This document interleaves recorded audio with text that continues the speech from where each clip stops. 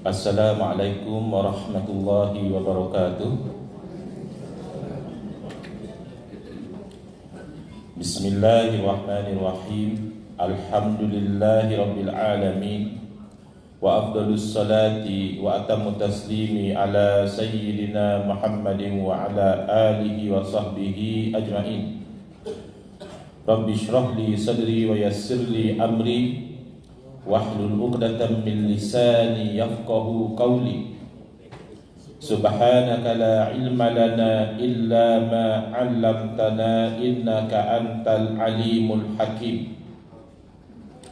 Allahumma akhrijna min zulumatil wahmi wa akrimna binuril fahmi waftah alaina bima'rifatil ilmi wa sahhil akhlaqana bil hilm waj'alna mimman yastami'una al-qawla fayattabi'una ahsanah. Allahumma ati nufusana taqwaha wa zakkiha anta khairu man zakkaha anta waliyuha wa maulaha. Allahumma arinal haqqa haqqan warzuqna ittiba'ah wa arinal batila batilan warzuqna ijtinabah. Allahumma anfa'na bima 'allamtana wa 'allimna ma yanfa'una wa zidna ilma wa huda. Amma ba'd. Alhamdulillah, muslimin muslimat, hadirin hadirat yang saya hormati, moga-moga kita semua dirahmati dan diberkati oleh Allah Subhanahu wa taala, dan moga-moga kita semua dikurniakan oleh Allah Subhanahu wa taala kefahaman yang baik di dalam urusan agama, berserta dengan akhlak yang mulia sesuai dengan sunnah junjungan kita Sayyidina wa Habibina Muhammad sallallahu alaihi wasallam, sebagaimana sabda baginda, innama bu'istu liutammima makarimal akhlak. Hanya saja aku itu dibangkitkan untuk menyempurnakan kemuliaan akhlak. Jadi insya-Allah salah satu hasil buah daripada seseorang itu mengamalkan sunnah Nabi sallallahu alaihi wasallam adalah akan menzahirkan akhlak yang mulia. Kalau sekadar mendakwa berpegang dengan sunnah tetapi akhlak itu tidak mulia, bahkan berakhlak buruk, kita mungkin kena muhasabah kembali, adakah kita benar-benar berpegang dan beramal dengan sunnah baginda Nabi sallallahu alaihi wasallam.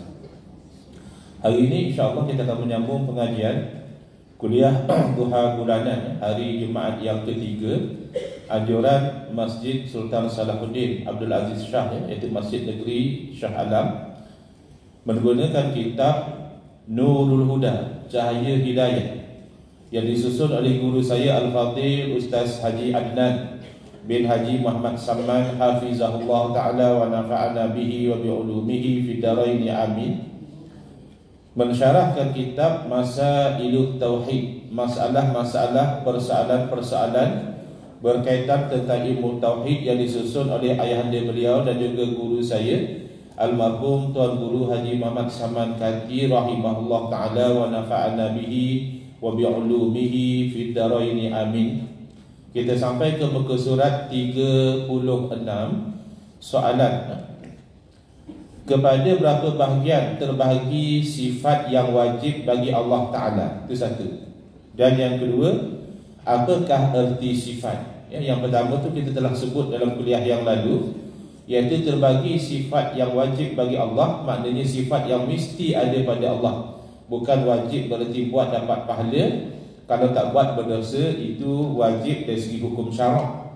Bila kita kata sifat yang wajib bagi Allah Ta'ala, itu adalah wajib dari segi hukum akal. Akal tidak akan boleh terima kalau dikatakan sifat ini tidak ada pada Allah. Kalau akal orang itu masih sihat, berfungsi dengan baik, tak mungkin. Mesti ada sifat ini. Itu wajib. Maka pembahagian ini tidak mesti kita tahu, dan kalau kita tahu tidak mesti kita hafal. Maklumlah istilah-istilah ni kita kurang familiar. Kalau istilah bahasa Arab, iaitu nafsiyah, salbiyah, ma'ani dan ma'nawiyah. Kot ada orang, ada 4 orang anak perempuan, yang pertama nama nafsiyah, yang kedua salbiyah. Tapi janganlah, kalau boleh minta maaf kalau ada nama begitu dalam kuliah kita ini. Tapi just untuk makluman, salbiah ni dari segi makna tak cantik untuk dinamakan kepada orang. Kerana salbi ni makna negatif. Anasir salbiah, unsur-unsur yang negatif. Jadi elemen dia tu elemen menafikan. Bahkan guru saya dulu ada sebut, dia kata takut juga kalau letak dalam salbiah ni asyik kerjanya membangkang je. Sampai suami dia cakap dia bangkang. Ya, nak buat macam mana? Salbi ya, dia kena nikit, dia kena nafikan. Bagus, sabar. Tapi ada dekat nama sabariah lain macam garang ni, tak adalah nampak sabar ya. Tapi dari segi makna itu baguslah, nisbah kepada sabar. Innallaha ma'as sabirin. Sesungguhnya Allah Ta'ala bersama, yakni memberi satu keistimewaan, pemeliharaan khusus ya, bagi orang yang sabar. Ma'ani dan juga maknawiyah. Jadi yang penting jangan sampai kita tak tahu bahawa Allah wujud, qidam, baqa itu. Tapi kalau kita tak tahu daripada 20 sifat itu mana satu ya nafsiyah, mana yang dikatakan sabiah, kita tak tahu atau kita tahu tapi kita lupa, insya-Allah itu tidak menjejaskan tak ada masalah. Ini hanya sebagai pencambahan ilmu sahaja. Baik, untuk soalan yang kedua, dan apakah erti sifat? Erti sifat ialah barang, yakni sesuatu. Saya lebih selesa dalam bahasa moden ni, sesuatu. Erti sifat itu ialah sesuatu yang tetap bagi yang disifat. Kalau dalam bahasa Arab disebut mausuf ya. Misalnya saya katakan sifat bekas ini adalah warnanya hitam ya. Jadi dia tetap bagi yang disifat. Bekas ini yang disifat. Mausuf ya. Hitam itu adalah sifat. Jadi diberi contoh di sini. Kita ambil satu contoh ya. Cabai atau cili. Cabai ni orang utara yang sebut cabai. Ya, utara ya. Utara. Cabai no. Hang suka makan cabai tak? Suka, aku makan lagu tu lah. Boleh tak? Saya orang Terengganu. Cuba-cuba cakap Kedah, kalau tak jadi bunyi macam siam, minta maaf lah. Baik. Cili mungkin daripada ambil bahasa Inggeris ya. Itu bersifat dengan pedas. Itu sifat dia. Jadi cili itu kita tahu bentuk dia macam mana. Tetapi sekiranya cili itu telah dikisar sehingga lumat sekalipun, dan tak ada rupa cili lagi, sehingga hilang bentuk asalnya sekalipun, tetapi sifat pedasnya itu tetap ada, maka dengan sifat pedas itulah cili itu dikenali, walaupun telah diproses sehingga bertukar menjadi serbuk. Serbuk cili kan, kalau kita makan di kedai-kedai sup atau apa, kadang dia sediakan serbuk itu untuk orang yang suka pedas, dia tambah. Jadi sifat pedas itu masih ada, walaupun diri cili itu dah berubah bentuk dia, kerana dia berdiri pada diri dia, bukan pada bentuk ya. Bentuk itu berubah tak apa, tapi asalkan dia cili, sifat dia adalah pedas. Tetapi sifat sifat makhluk ni dia boleh hilang sebenarnya. Even cili pun kalau kita mungkin proses dia, jeruk dia lama-lama kadang-kadang dah tak pedas dah. Dah hilang ya. Dah hilang atau dah kurang pedas dia. Ini kita bila bincangkan sifat itu nisbah kepada makhluk. Tetapi kalau kita bincang sifat Allah, tidak mungkin sifat Allah hilang. Sifat Allah tu dia qadim dan baqa. Dia tidak ada permulaan dan dia tidak ada perakhiran. Sifat makhluk dia ada permulaan dan ada perakhiran. Bahkan makhluk itu sendiri ada permulaan dan ada perakhiran. Baik. Jadi kita go one by one dah masuk secara detail Tadi sebut saja 4. Sekarang nak tengok satu-satu.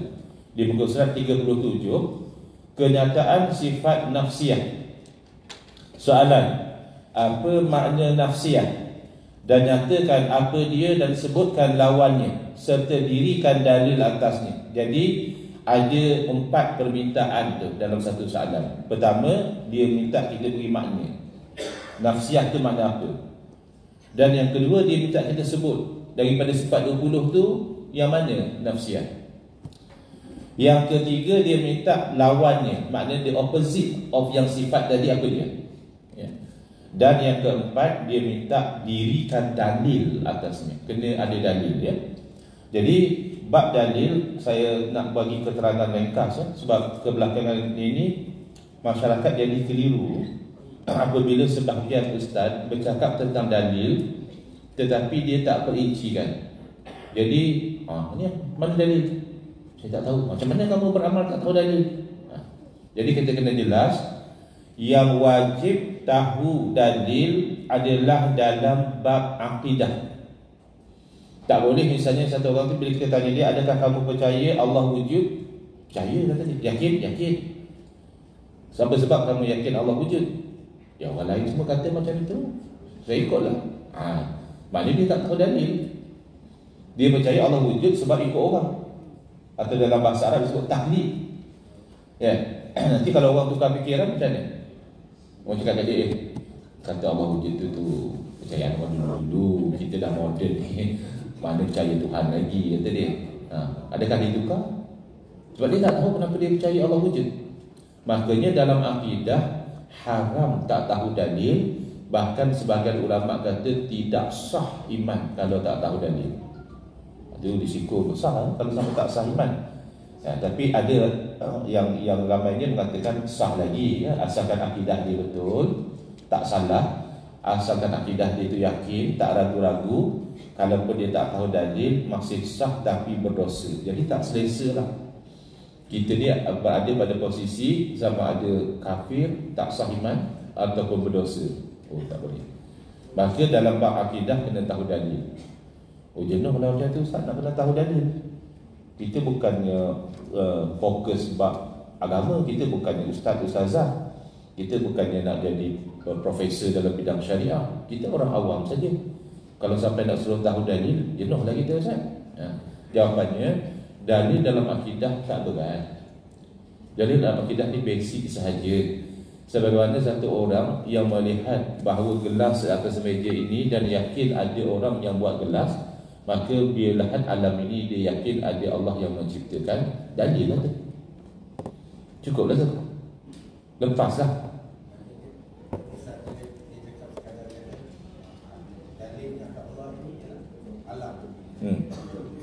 Sudah memadai. Itu secara kalau tafsir itu lebih bersistematik lah cara penghujah dia. Tetapi dia akan membawa natijah yang sama, iaitu alam ini menunjukkan kepada ada pencipta, ada makhluk menunjukkan ada khaliq, ada yang baharu menunjukkan ada yang qadim, ada yang lemah sebab kita menunjukkan ada yang berkuasa, ada yang jahil macam kita menunjukkan ada yang alim, ada yang kita nak tapi tak dapat menunjukkan ada yang kehendak dia saja yang akan terjadi. Idza arada syai'an ayaqula lahu kun fayakun. Jadi secara ijmal maka disebut oleh Tuan Haji tadi, bila orang tanya apa dalil ada Allah, dia jawab alam ini sudah memenuhi keperluan dalil dalam bab akidah. Adapun dalam bab fiqh, dalam bab beramal, ya, kita amal ni amal itu, bila orang tanya apa dalil kau baca tu, mana saya tahu, ustaz ngajar kata ni baca macam itu. Ya. Saya teruk kamu ni tak tahu dalil, ya. Sebenarnya yang bercakap tu yang teruk. Kerana dia gagal membezakan posisi dua jenis manusia, satu minority, satu majority. Minority of people, orang Islam adalah mujtahid. Berarti dia ni boleh berinteraksi direct dengan Quran hadis, dia boleh gali hukum hakam. Untuk jadi mujtahid kena pakar tidak kurang daripada 15 cabang ilmu. Paling tidak bahasa Arab kena mantap. Kalau setakat ana, anta, antuma, antum, itu belum, jauh sangat lagi, ya. Jadi kena tahu juga ilmu nahwu, kena tahu juga ilmu balaghah, usul fiqh, kena tahu juga asbabun nuzul dan pelbagai ilmu. Ilmu hadis memang wajib tahu. Bukan setakat hadis 40, bahkan wajib tahu hadis-hadis yang ratusan ribu itu, bagaimana kedudukannya, bagaimana kaitan dengan hukum. Sebab itu hatta pakar hadis pun tak semua jadi mujtahid dalam bab hukum. Itu pakar hadis. Kita pakar apa? Pakar di bidang lain lah, kan? Mungkin ada yang pakar nuklear, ada yang pakar perubatan, tapi bukan pakar dalam bidang yang sepatutnya untuk jadi mujtahid. Makanya minoriti orang inilah yang sudah memenuhi syarat mujtahid ini, maka dia haram bertaklid. Dia tak boleh ikut orang. Dia kena gali sendiri, kerana dia ada alat. Apa yang dia faham dengan peralatan dia, itulah kebenaran. Tiba-tiba dia tinggalkan kebenaran di sisi dia untuk ikut orang lain, tak boleh. Tapi kalau salah macam mana? Tak apa. Salah pun dah dapat jaminan. Idza ijtahada al-hakimu fa asaba falahu ajrani wa idza ijtahada fa akhta'a falahu ajrun wahidun, atau kama qala sallallahu alaihi wasallam. Apabila seorang hakim, seorang mujtahid itu berijtihad, kena betul ijtihad dia dengan yang sebenar, dapat 2 pahala. Dan bila seorang hakim, seorang mujtahid berijtihad, tiba-tiba salah ijtihad dia, dapat 1 pahala. Yang ni Ustaz, mujtahid itu adalah seorang individu, bukan kata macam majlis fatwa tu. Ini pun berijtihad juga, macam MCU baru ni sembahyang Jumaat 6 orang.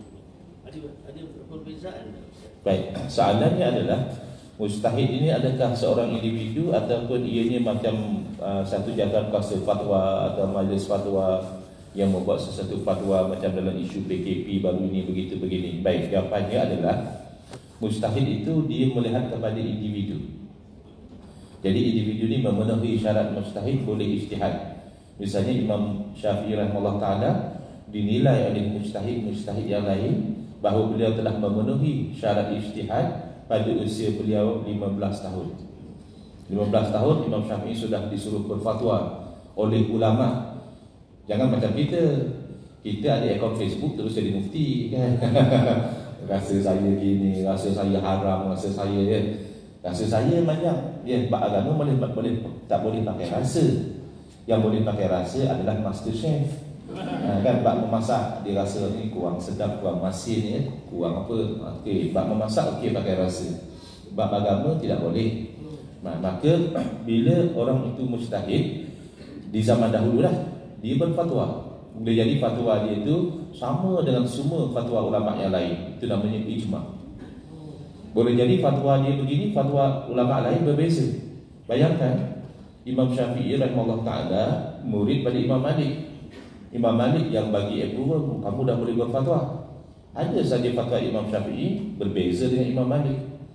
Imam Ahmad bin Hanbal rahimahullah ta'ala murid Imam Syafi'i.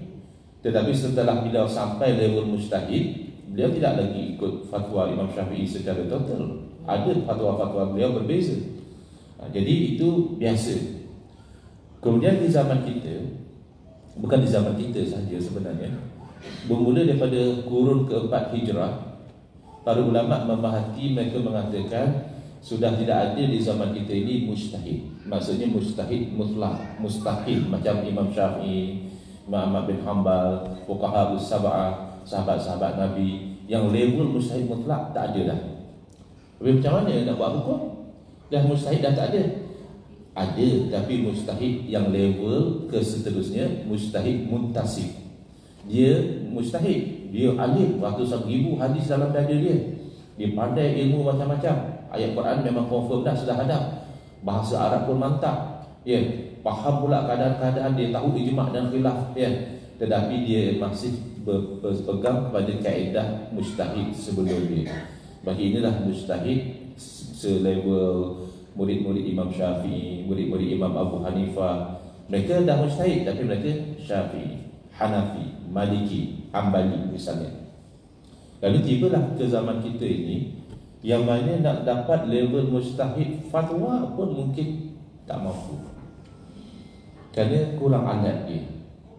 Tapi terpaksa juga buat hukum. Berlaku benda baru macam MCO baru ni. Kalau nak keluar sembahyang awal-awal kan, nak keluar sembahyang jemaah, sepatutnya itulah tuntutan agama.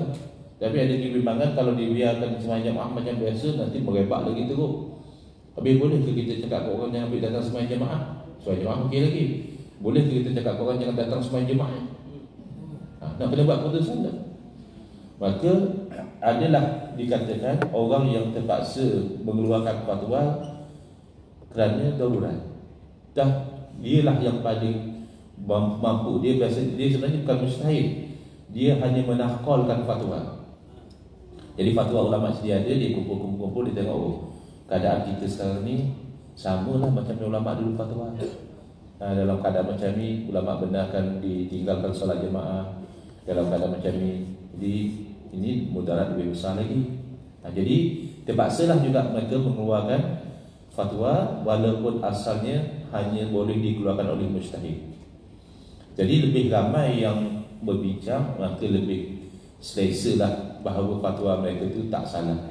Macam orang putih katalah, two heads are better than one secara umum.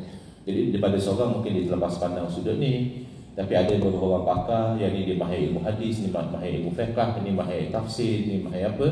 Mereka berbincang, akhirnya mereka mengeluarkan satu fatwa. Itu kedudukannya. Asalnya mujtahid adalah individu.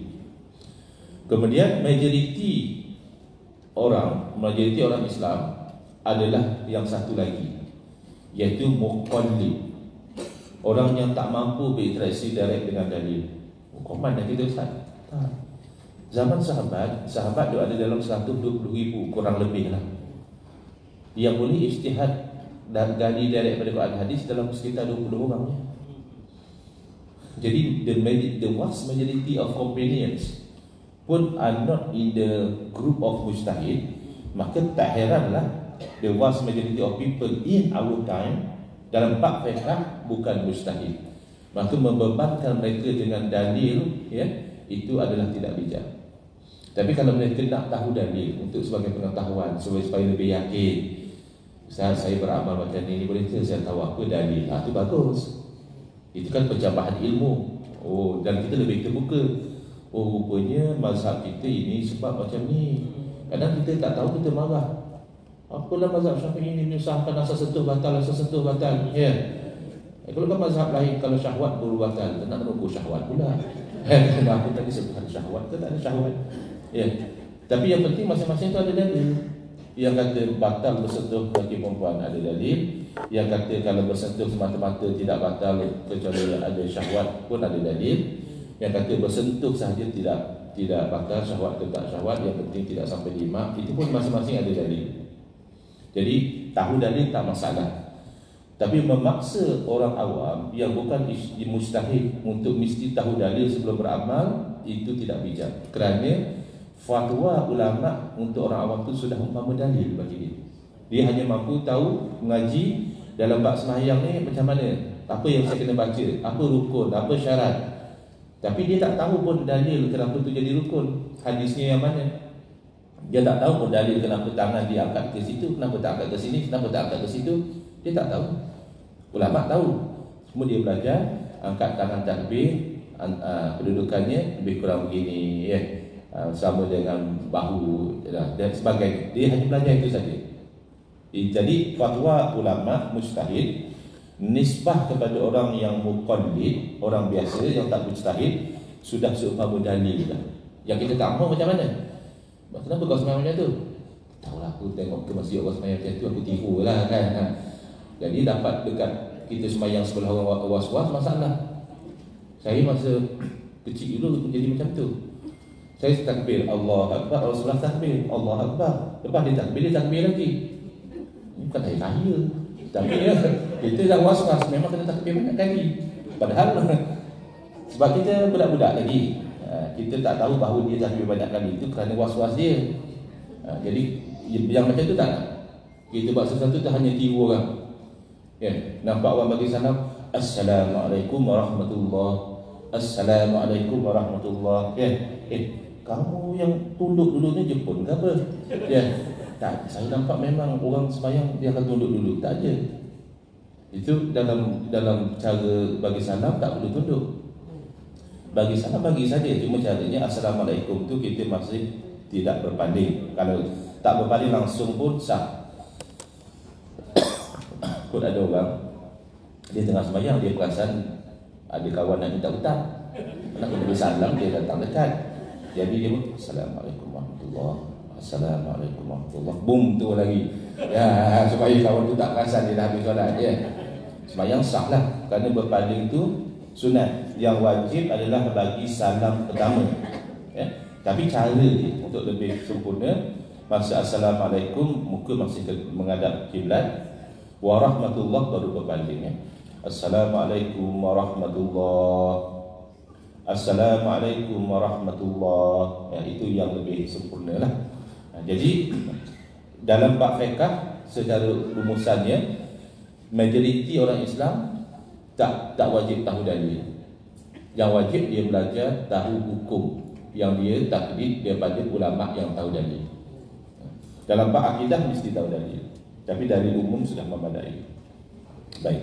Makanya ditanya, seterdirikan dalil yang menunjukkan kepada sifat nafsiyah tadi. Jawapan, makna nafsiyah itu ialah hal kelakuannya yang sabit, yang mesti ada bagi zat selama ada zat. Kenapa disebut hal? Kerana ada juga sifat yang dia itu seperti sifat ma'ani. Dia bukan sifat yang sekadar sabit, bahkan dia sifat yang maujud, memang ada. Keliru bab inilah menyebabkan ada orang yang anti kepada pengajian sifat 20 ni. Dia kata golongan Asy'ariyah yang belajar sifat 20 ni, dia pun ni tak ada Tuhan. Satu. Ataupun paling-paling dia kata Tuhan mereka ni antara ada dan tiada. Tuhan Asy'ariyah tu majoriti umat Islam. Kita jangan lupa, the vast majority of Muslims adalah Asy'ariyah. Bahkan the vast majority of scholars, ahli hadis kah, ahli tafsir kah, ahli fiqh kah, ahli usul fiqh kah, ya, bahkan ahli bahasa dan ahli sejarah adalah Asy'ariyah. Bila dia kata Asy'ariyah tak ada Tuhan, maknanya dia mengkafirkan majoriti umat Islam. Wajib dia taubat. Kerana dia mengatakan Asy'ariyah berpegang Tuhan tu antara ada dan tiada, dia telah memfitnah. Sedangkan siapa yang belajar sifat 20 yang paling basic lah kan. Okay, cuba kamu sebut sifat 20. Wujud, qidam. Bukan yang pertama wujud. Yang pertama dia sebut wujud, bukan bainal wujud wal adam, bukan antara ada dan tiada, tidak. Mesti sifat yang pertama wujud. Cuma membincangkan wujud ni, wujudnya sifat ke benda tu sendiri. Itu je bincang dia. Adapun Allah wujud pasti, bahkan wajibul wujud. Bukan macam kita. Kita wujud atau tidak? Tempat wujud ke tidak? Wujud ke tidak? Jangan macam tu fikir pula. Wujud ke tidak? Tu kena pergi berobat dah kalau sampai macam tu. Ya, wujud. Tapi kita jaizul wujud. Kita harus wujud. Maknanya kalau kita ni memang dah wujud, kita wujud lah. Kita ambil contoh harus wujud tu, misalnya anak kita baru kahwin minggu lepas. Jadi kita ni anak sulung, ya. Akan ada dapat cucu tak lepas ni? Mungkin. Tapi ada je orang kahwin tak dapat anak. Maka kalau anak kita kahwin dan tak dapat anak, kita pun dapat cucu. Maka kewujudan cucu kita itu kan jaiz. Boleh jadi wujud, boleh jadi tak wujud. Tapi Allah wajibul wujud. Mesti ada. Tak ada kemungkinan Allah tak wujud, tak mungkin. Ya, jadi yang dia tak faham adalah bila orang bincang sifat wujud tu, dia adakah sifat ataupun benda tu sendiri? Kerana kalau kita kata sifat lain, okey, contohnya macam tadilah cili kan. Kita kata sifat cili pedas. Tapi boleh saja orang proses sampai hilang pedas cili tu. Tetapi kalau sifat wujud cili, kalau kita kata cili tak wujud, ada tak cili?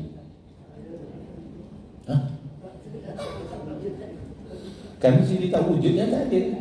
Kalau cili tak pedas, mungkin ada lagi. Kan? Jadi cili itu sifatnya pedas. Kalau diproses hingga hilang pedas dia, cili lagi ke tidak? Dia masih cili. Tapi cili yang tak pedas. Tapi kalau kita kata dah hilang sifat wujud cili itu, ada lagi tak cili? Makanya ulama berbincang. Maka kalau wujud itu sepertinya dia bukan sifat. Kerana kalau sifat, dia lain daripada zat. Tapi kalau nak kata dia zat, dia bukan zat. Jadi dia sesuatu yang diiktibar, adil. Itu dikata hal yang sabit. Dia tak kata yang wujud, tapi dia kata yang sabit. Jadi itu perbincangan mengkelaskan sifat wujud itu, adakah satu sifat yang berdiri pada zat atau zat itu sendiri. Adapun bukan zat, bukan sifat. Jadi bukan membicarakan Allah tu ada ke tak ada. Oh, Allah tu antara ada dan tiada. Ini angan-angan kamu. Ini salah sangka kamu dan kamu menyebarkan kepada orang ramai. Hati-hati. Bismillahirrahmanirrahim. Saya ulang ya. Makna nafsiyah itu iaitu kelakuan, dalam bahasa Arab disebut hal yang sabit ya, yang mesti ada bagi zat selama ada zat. Ini lagi satu masalah. Tiada dikeranakan dengan satu kerana. Kalau baca macam tu dia macam mana? Orang kerana kata balik awal. Lipat-lipat buku kitab, buku lampik habis. Kenapa ustaz ni ngajar? Tiada disatukan oleh satu kerana Itu hanya masalah bahasa. Kita tidak perlu bimbang. Dia sebenarnya nak membezakan sifat nafsiyah ini dengan sifat maknawiyah. Sifat maknawiyah ini termasuk sifat yang ada dikeranakan oleh satu kerana. Maknanya apa? Dia ma'ani dan maknawiyah ni dia talazum. Kita ambil satu sifat ma'ani iaitu kudrah, kuasa. Bila ada sifat kudrah, maka ada sifat maknawiyah dia kaunuhu qadiran, hal keadaannya berkuasa. Sifat iradah, berkehendak. Maka ada sifat kaunuhu muridan, hal keadaannya berkehendak. Jadi sifat yang kaunuhu ini adalah dikeranakan oleh yang ma'ani tadi. Maka disebutlah dikeranakan oleh satu kerana. Sifat nafsiyah macam tu juga ke? Tak. Sifat nafsiyah memang dia begitu. Dia tidak perlu kena ada sifat ni dulu baru ada sifat wujud. Tak. Tapi kalau kaunuhu qadiran menunjukkan ada kudrah. Kaunuhu muridan menunjukkan ada iradah. Kaunuhu hayyan menunjukkan ada hayat. Kaunuhu aliman menunjukkan ada ilmu. Jadi 7 sifat ma'ani adalah sebab kepada 7 sifat maknawiyah. Sehingga kan ada sebahagian ulama mengatakan kalau macam tu tak payahlah bilang yang maknawiyah tu. Itu yang jadi sifat 13. Kan kadang-kadang ada orang kata alah masalah sekarang ni ada yang kata 13, ada yang kata 20. Saya ikutlah. Bukan. Dia bukan adakah Allah bersifat dengan kuasa? Semua terima. Adakah Allah Ta'ala hal keadaannya berkuasa? Semua terima. Tapi adakah perlu bilang hal keadaannya berkuasa? Sebahagian kata tak perlu lah. Bila sebut kudrah otomatik lah faham. Sebahagian kata kena bilang untuk menafikan orang yang boleh membayangkan hal keadaan Allah itu tidak berkuasa. Maka kita kena bilang. Jadi khilaf antara 13 dengan 20. Bukan yang 13 tu kata hal keadaan Allah berkuasa itu tak ada. Cuma dia kata benda itu ada setut. Bila ada setut tak payahlah sebut. Itu saja beza dia. Jadi secara umumnya telah diterima 20. Kerana itu lebih memastikan bahawa orang tidak menyangkakan tidak ada sifat maknawiyah tadi. Jadi jelas ya. Ulang lagi sekali. Makna nafsiyah itu ialah kelakuan, iaitu hal yang sabit bagi zat selama ada zat, tiada dikeranakan dengan satu kerana, yakni kerana sifat yang lain, seperti maknawiyah yang lagi akan datang sebutannya. Jadi bila kita dah terang, tak adalah rasa pelik sangat ayat itu. Dan ianya adalah hal yang menunjukkan atas yang bersifat dengan dia, ialah diri zat itu sendiri dan bukan makna yang lebih atas zat. Sebab kalau buang sifat wujud, tak ada lah benda. Itu maksudnya. Penerangan. Yang dikatakan sifat nafsiyah itu adalah wujud, adalah hal diri zat itu sendiri dan bukan satu hal atau perkara yang lain atau yang lebih daripada zat. Kita ambil satu contoh. Muhammad ada. Maka yang dikatakan ada itu bukanlah satu hal atau perkara yang lebih daripada diri Muhammad itu sendiri. Kerana Muhammad, oleh kerana Muhammad, dia bukan kita cakap tentang Nabi contoh saja satu orang nama Muhammad. Jadi bila kata Muhammad ada, ya Muhammad tu lah yang kita cakap ada tu. Jadi kalau kita kata tak ada, tak adalah Muhammad. Tapi kalau kita katakan Muhammad berilmu, maka ilmu tu adalah satu hal yang lain. Kadang-kadang hilang ilmu dia. Na'udzubillah, bila patuk umur, banyak orang hilang ilmu dia. Pengetahuan dia hilang. Jangan kata pengetahuan tentang perkara-perkara yang besar-besar. Ada orang pengetahuan tentang isteri dia pun dia dah lupa. Betul, saya pernah baca orang tu dia kena apa? Dia panggil apa? Dementia. Oh, dia tak kenal isteri dia. Ada satu cerita, wallahualam tak betul tak betul. Jadi cucu duk berhati atuk dengan nenek dia ni bukan main romantik lagi. Datuk dengan nenek dia, datuk tu asyik panggil nenek dia darling macam darling. Jadi cucu nak kahwin, nak minta petua dengan datuk. Cakap kat datuk, macam mana petua datuk boleh romantik dengan nenek sampai usia yang lanjut ni? Asyik panggil darling. Jadi datuk dia bisik, kau nak cakap kat nenek kau, aku dah lupa nama nenek kau. Jadi nama isteri pula boleh lupa. Ya. Jadi ini tak mustahil berlaku kepada orang yang terlampau lanjut usia. Benda-benda yang basic pun dia sudah lupa. Ya. Baik. Jadi sifat ilmu tu boleh hilang. Kerana sifat ilmu tu adalah sesuatu yang lebih daripada zat. Tetapi kalau ada, kalau hilang sifat ada, tak adalah zat tu. Kalau ada sifat ada, adalah zat tu. Jadi sebab tu dia kata bukan sesuatu yang lebih. Ada pun yang dikatakan sifat nafsiyah ialah wujud. Sebab dia kata tadi kan, dan nyatakan apa dia. Dia nyatakan kat sini, nafsiyah adalah wujud. Kemudian dia kata lagi, apa makna dia? Itu maknanya ada. Dan dia kata sebutkan lawannya. Apa lawan daripada wujud? Iaitu tiada. Lawan di sini maknanya opposite ya. Maka tiada itu mustahil atas Allah Ta'ala. Kalau makhluk tak ada, harus. Kalau Allah tak ada, mustahil. Macam mana boleh kata Asy'ariyah tak ada Tuhan? Kita bukan main lagi menekankan Allah wujud. Tak mungkin Allah tak wujud. Apa dalil Allah wujud?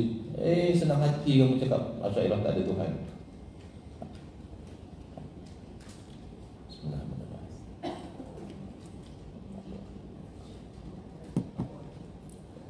Dalil akli baginya, ini dalil sifat wujud, bahkan ini juga dalil sifat-sifat yang lain sebenarnya secara umum.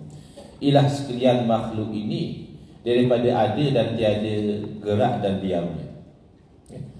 Ada tak ada makhluk ni menunjukkan pada ada Allah Ta'ala. Gerak dan diamnya makhluk menunjukkan ada Allah Ta'ala. Kenapa sampai macam itu? Sebab dia ada orang yang suka menimbulkan keraguan. Jadi kita terpaksa cover all angles. Kalau lawyer dia tahu lah, kenapa dokumen yang lawyer draft panjang sangat? Tak boleh kebayang ringkas. Boleh, tapi dia dah cuba nak cover all possibilities. Kalau buat ringkas kan, kalau berlaku satu benda di luar daripada yang aku cakap, mana dia argue lain pula. Kalau lawyer macam tu kan, ayat dia panjang-panjang. Baik. Kadang-kadang kalau cakap apa, ayat saya makan. Sebab lawyer dia pandai buat ayat macam tu. Baik, jadi kenapa?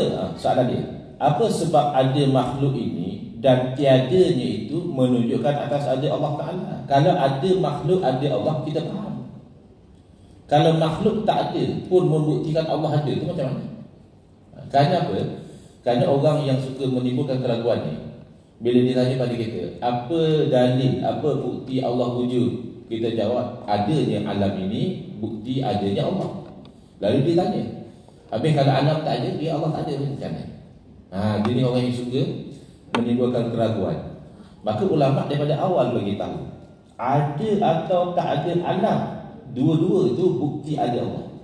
Maka ditanya, kenapa kalau ada tak ada dulu jadi bukti? Kerana makhluk ini adalah suatu barang yang sama seimbang di antara ada dan tiadanya. Dia ibaratkan seumpama neraca yang mempunyai dua daun yang sama seimbang keduanya. Tuan-tuan masih ingat lagi dacing. Dacing orang tak guna dah sekarang. Orang guna yang apa? Yang ada jarum tu, ada penimbang. Yang kalau guna pun buat logo parti ya. Itu masih gunalah sebagai logo.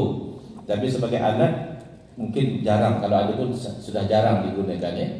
Jadi dacing itu kan asalnya dia dua apa? Piring dia, di sini daun ya. Dua piring dia itu sama seimbang asalnya. Tapi akan jadi berat dengan sesuatu.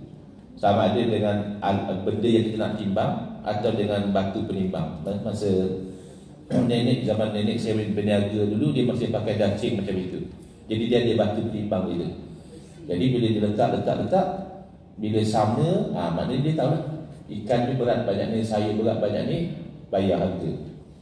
Okay. Siapa ingat? Sama-sama tua lah kita. Kalau masih muda tak ada, dia tak tahu dia. Tak biasa tengok. Baik, jadi benda yang asalnya sama seimbang, kan dia tidak akan berat dengan sendiri. Dia akan berat dengan sayur ke, dengan batu penimbang ke. Berat dengan sendiri itu mustahil, ya. Jadi makhluk ini sama seimbang antara ada dan tiada. Tiba-tiba berat belah tiada. Boleh ke berat dengan sendiri? Tak mungkin. Maka tiada makhluk itu juga menunjukkan ada Allah. Itu dengan bahasa yang teknikal. Bahasa teknikal ni orang dewasa faham. Budak-budak kadang dia tak faham. Masa saya berkuliah di Penang dulu, saya rajin pergi ke Penang kadang sebulan sekali, 2 bulan sekali, ya. Ada kawan arrange kan kuliah-kuliah di sana sebelum PKP. Tak sekali tu macam mana dia arrange kuliah untuk budak-budak. Yang kita ni biasa ceramah dengan orang dewasa. Kenapa nak kuliah dengan budak-budak? Budak sekolah rendah lah tu. Jadi saya fikir kalau dengan budak-budak ni mungkin kena lebih pada interaksi kot. Nak kena saya tanya dia jawab. Kan budak-budak suka macam tu. Jadi saya cubalah. Saya pun tunjuk slide ni nak cerita ni lah. Nak cerita tentang wujud Allah Ta'ala ni. Jadi saya pun dekat slide saya tu ada gambar dacing. Saya kata anak-anak pelajar ini apa? BN dia jawab.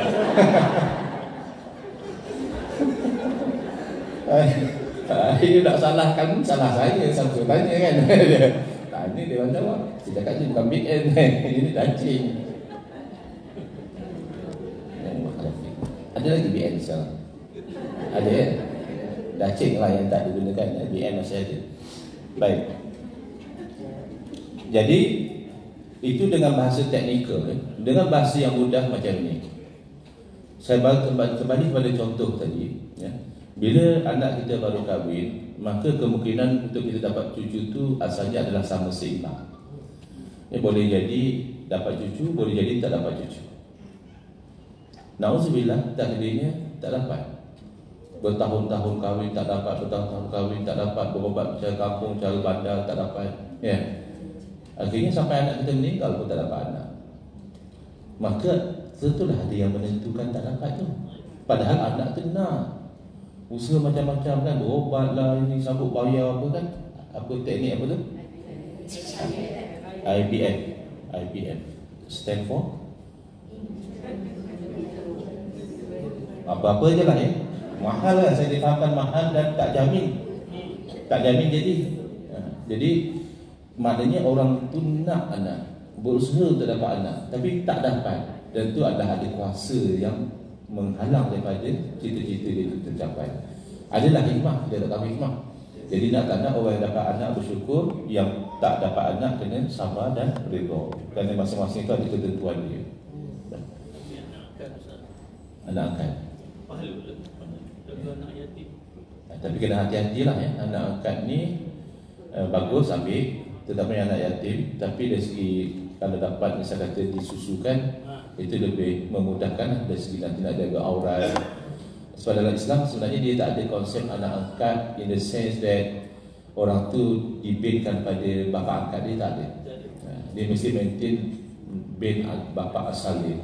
Tapi kalau konsep anak angkat tu maksudnya anak orang lain kita ambil, kita bela, kita jaga, kita bagi makanan, kita bagi pelajaran, itu bagus. Lebih-lebih lagi kalau anak yatim, kita bagi kafilul yatim, orang yang menanggung belanja anak yatim. Itu Nabi SAW memberitahu hakaza macam ni dengan saya pada hari kiamat. Maknanya mempunyai kedudukan yang tinggi, mengambil anak yatim sebagai anak angkat. Tapi itu bin tak boleh, dilarang. Susu jadi anak susu, tapi bin tak boleh tukar. Dia anak susu ni, dia menyebabkan mahramiyah, dia jadi hubungan mahram. Tapi dia tidak mensabitkan nasab macam kita kata boleh dapat pewarisan ke apa, tak ada.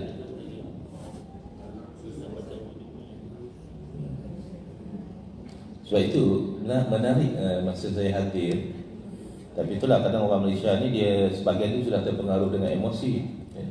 Dia benci kepada tokoh tu berdasarkan fitnah saja. Itu Syekh Dr. Ali Jumaah, dia datang ke Malaysia. Ada orang memfitnah beliau, mengatakan beliau menghalalkan darah penunjuk perasaan.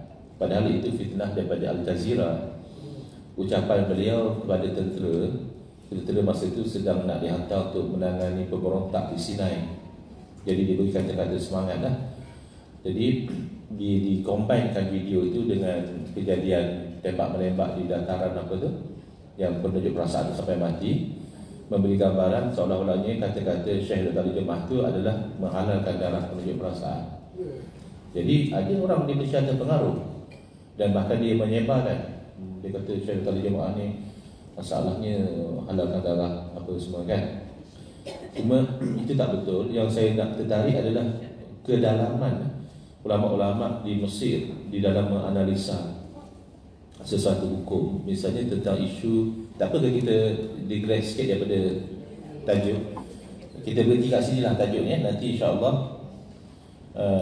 next adalah soalannya, Tuhan yang menjadikan alam ini qadim atau baharu, muka 38. Kita digress sikit tajuk fiqh, iaitu dia cerita bagaimana tentang berijtihad.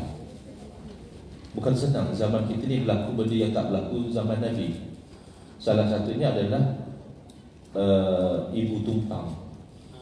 Sebab si isteri dia tak dapat mengandungkan benih suami dia. Jadi apa yang berlaku adalah disenyawakan sperm dengan ovum tu, tapi dia perlu pada rahim supaya benih itu boleh membesar.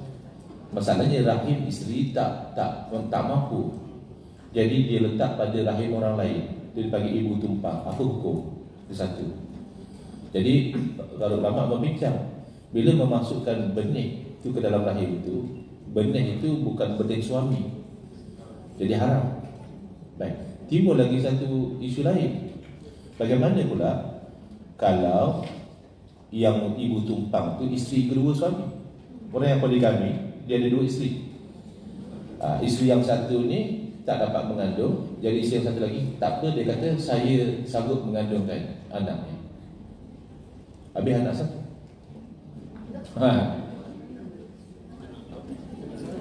Anak suami memang, tapi anak ibu yang mana? Anak ibu yang punya ovum ke anak ibu tumpang untuk pewarisan dan sebagainya. Jadi di situ dibezakan dari segi mahramiyah, dari segi keharaman aurat dan sebagainya, itu sabit pada ibu yang mempunyai ovum. Sebab hujahnya adalah kalau setakat baby tu minum susu 5 kali pun sabit mahramiyah dia, apatah lagi kalau baby itu asal daripada ovum dia. Tak logik kalau tidak sabit mahramiyah, lebih aula lagi. Ini ovum orang lain, sperm orang lain, cuma bila dah lahir minum susu awak 5 kali, awak dah jadi mahram dia. Ini memang terbit daripada ovum awak. Jadi dari segi mahramiyah sabit kepada ibu yang punya ovum. Tapi dari segi pewarisan, anak siapa? Anak ibu yang melahirkan. Kerana dalam Al-Quran menisbahkan ibu itu kepada yang melahirkan. Saya fikir, Masya Allah, tabarakallah, halus rupanya ulama-ulama kita, ulama Al-Azhar, ulama-ulama Mesir ni, walaupun dipelengkeh, difitnah oleh sebahagian daripada umat Islam yang mungkin salah maklumat dan sebagainya, tapi rupanya kealiman dan kecerdasan mereka menganalisa itu mengingatkan kita kepada kecemerlangan ulama-ulama silam. Begitu berhati-hati, sehingga kan dibezakan mahramiyah sabit kepada kedua-duanya, tetapi pewarisan itu hak kepada ibu yang melahirkan, kerana berdasarkan kepada dalil dan implementasi kepada dalil. Begitu. Jadi Ustaz yang apa ni, orang isteri berpul suami, artinya ni dah menyangkut ditumpang kepada itu, macam mana? Ditumpangkan kepada orang lain haram. Sebab memasukkan sperm. Tapi sperm suami. Ya, tapi kalau yang kes yang nombor 2 tadi, dia ialah dimasukkan dalam rahim isteri kepada lelaki tadi. Maknanya lelaki ni ada dua atau lebih isteri lah. Kalau macam tu kenapa jadi haram pula? Sebab halal suami memasukkan sperm dalam faraj isteri dia. Jadi tak timbul dalam isu haram. Selesailah isu haram dah selesai. Sebab ditumpangkan dalam rahim isteri. Tetapi timbul isu bila dapat anak siapa? Anak yang punya ovum atau anak yang melahirkan? Sebab dulunya ibu. Dan anak yang punya ovum tu adakah jadi mahram atau tidak jadi mahram? Jadi mereka perincikan. Mereka lihat pada ayat suci Al-Quran, sentiasa ayat suci Al-Quran menunjukkan keibuan itu pada yang melahirkan. Jadi yang dianggap ibu adalah yang melahirkan, maka dia akan saling mewarisi. Tapi yang ibu yang punya ovum tetap dia jadi mahram kepada anak tadi. Kenapa? Kerana dia kias aula. Kalau dengan susuan pun boleh menjadi mahram, padahal susuan tu hanya membentuk sebahagian saja daripada diri baby tu. Baby tu dah lahir seketul kan. Tapi bila 5 kali susu itu membantu pembesaran dia, dah jadi mahram. Takkanlah yang baby itu memang 100% daripada ovum cuma campur dengan sperm, takkan yang punya ovum tak jadi mahram. Itu tekniknya mereka mengeluarkan hukum untuk perkara-perkara baru yang tidak ada dalam Quran hadis. Ini yang pertama, misal yang pertama itu tetap haram. Tetap bukan haram hukum, maknanya haram berkahwinlah mahram, jadi mahram. Maknanya kalau sentuh tak batal, tak payah tutup aurat, tutup. Dan yang tumpang itu sperm. Tapi pada rahim orang lain yang bukan isteri, ia haram. Haram, tetap haram. Ya, itulah fatwa yang dikeluarkan di sana. Di Malaysia pun sama. Ya. So, syafatillah. Moga-moga Allah beri kesembuhan. Saya pun batuk dan pergi tekak saya dulu ni. Katanya cuaca sampai 38. Baik, jadi kita akan sambung insya-Allah di muka surat 38. Bulan depan saya pun tak pasti sebab saya ini sebenarnya sedang menunggu keputusan boleh pergi haji ke tidak. Sebab ini bukan visa yang biasa, dia panggil visa mujamalah. Tahun ni agak lambat untuk dapat tahu mujamalah. Jadi kalau dapat, saya mungkin tak tahulah, tengok tarikh itu sebab tak tempat kuliah. Apa pun mohon doa lah daripada semua. Moga-moga Allah Ta'ala memudahkan urusan, dan kalau dapat moga-moga Allah kurniakan haji yang mabrur lah. Bismillahirrahmanirrahim. Alhamdulillahirabbil alamin. Wassalatu wassalamu ala asyrafil anbiya'i wal mursalin wa ala alihi wa sahbihi ajma'in. Allahumma shrah sudurana wa ahsin akhlaqana wa azim ujurana wa nawwir qulubana bi nuri hidayatika kama la tarda bi nuri syamsika abadan abada bi rahmatika ya arhamar rahimin. Allahumma qulna min dhulli ma'siyati ila izzi ta'ati ya arhamar rahimin. Wa sallallahu ala sayyidina Muhammadin wa ala alihi wa sahbihi wasallam walhamdulillahi rabbil alamin. Amin ya rabbal alamin wal afu minkum.